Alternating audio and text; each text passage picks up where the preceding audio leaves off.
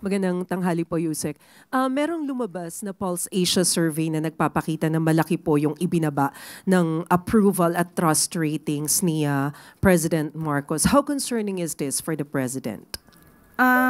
Nalaman po natin na ang respondents dito ay 2,400. So sa 2,400, hindi naman po ito nagre-reflect ng sentimiento ng kabuuang more than 100 million people or Filipinos in the country.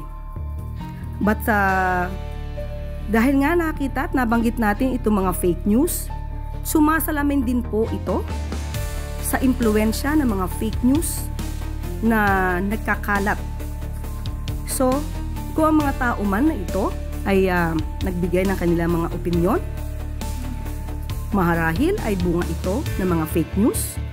At kung ito man ay totoong nagkaroon ng pagsagot, hindi na naman po pabayaan ng gobyerno dahil dapat natin malaman ang mga respondents, saan ang mga respondents, ang mga respondents ba ito ay nakakatanggap ng totoong news o naiimpluwensyahan ng fake news.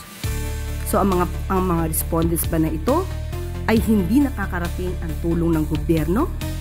So dapat din po nating malaman ito sa parte ng administrasyon.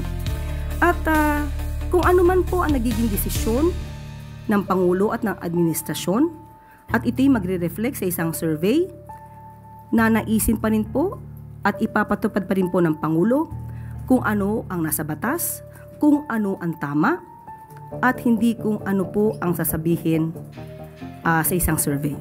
Grab a honey lad, grab a honey lad, grab a honey lad, grab a honey lad, grab a honey lad, grab a honey lad, grab a honey lad, grab